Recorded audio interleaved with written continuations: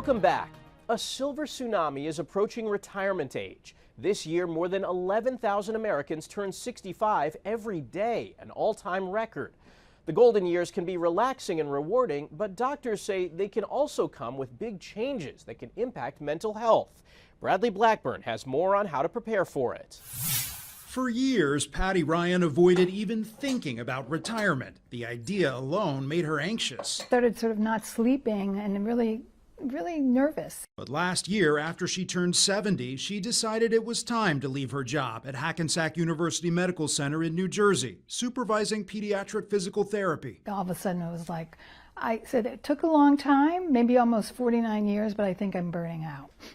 Ryan is part of a wave of retirees. A record 4.1 million Americans will turn 65 this year. Dr. Gary Small, Hackensack's chair of psychiatry, says preparing for that big change is important for brain health. If you don't have enough mental challenge, it can accelerate that cognitive decline and increase the risk for dementia or Alzheimer's disease. A recent NIH study found more than 40% of Americans 60 and older feel lonely. Loneliness causes all kinds of health problems, particularly mental health problems. It leads to a higher risk of depression. If you get depressed, you have a higher risk of physical problems. Retirement can also be invigorating. Very surprised how much I like not working. I'm very surprised. Peanut butter chocolate chip. She's baking. Beautiful. Spending more time with her husband, picking up pickleball, and forming new friendships. You have to search. You have to be proactive. You can't. It just doesn't come to you. Part of a generation finding new meaning in retirement. Bradley Blackburn, CBS News, Hackensack, New Jersey. 5 daughters followed in their mother's footsteps to become nurses, all at the same hospital. These 5 mother-daughter duos all care for the littlest patients at Children's National Hospital in Washington, D.C. Hillary Linian started working at the hospital in 2010 and says having her mom there makes the job that much easier. Someone in the hospital, you can have someone who really is like in your corner and can give you a colleague perspective, also a mom perspective too. It's been really special. Watching her grow and watching her commitment, compassion to patients I think it's very inspiring to me. Sometimes I'm like, oh my God, who is this wonderful woman? The two say it's especially helpful to have someone close to lean on during tough days. Scientists in Indonesia say they've witnessed a major medical breakthrough involving apes in the wild. Researchers saw this male orangutan named Rackus chewing up leaves from a tropical plant, then using his fingers to apply the plant juices to a wound on his cheek. This is the first time that we observed a wild great ape using a plant, a potent medical plant, in order to treat his wounds. People across Southeast Asia commonly use the same plant to treat pain and inflammation. Lead author Isabel Laumer says Rackus' wound closed without any problems within 2 months. The extraordinary behavior was recorded in 2022, but researchers only recently revealed their findings. He was observed feeding on this plant for 13 minutes, and then he continued chewing but stopped swallowing and put the plant sap from his mouth precisely onto the wound. And he repeated this behavior for 7 minutes. So over and over, he put plant sap onto the wound.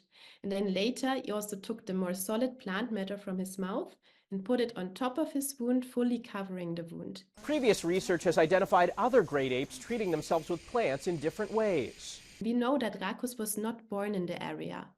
So it's possible that the behavior is actually shown in his birth population, and he might have learned it from his mother or another orangutan. Researchers believe Rackus was injured during a fight with another animal. As we celebrate Mother's Day, we all know moms do all they can for their children. So it probably won't surprise you to hear that when a mom in Ohio found out she could give her daughter the gift of life again, she didn't hesitate. Livia and Zofie Karetka have always had an amazing mother-daughter bond.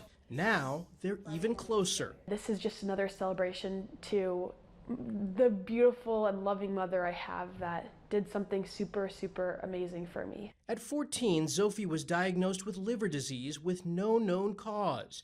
At 18, doctors told the family she needed a liver transplant. When we found out that there is nothing they can do about it to make it better or to stop the progression of her liver disease, that was probably the hardest when we found it out. But then they found out Livia was a match. That was our Christmas present, I would say, the biggest present. So much more hopeful to have a live donor, especially that donor being my mom. Dr. David Kwan performed the minimally invasive procedure in January of last year at the Cleveland Clinic, extracting a piece of Livia's liver. From a donor perspective, it's easier to recover because the incisions are smaller, less painful. From a surgical perspective, it's more difficult, more challenging. My parents were there when I woke up. I know that was pretty emotional for them. They recovered together. You want to be strong for your daughter. I think she wanted to be strong for me. So even if we had some pain, we were just dealing with it and doing it together. Sophie has taken up running during her recovery, but not before Mom got the doctor's okay. Obviously, as a mom, you worry. She's a very determined kid. So I did make a call to her transplant coordinator. And she was at the finish line of Sophie's first marathon. She gave me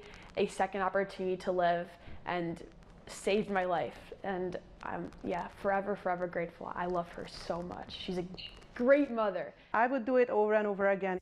Because a mother's love is endless. That's this week's Eye on Health. I'm Michael George. Thanks for joining us and be well.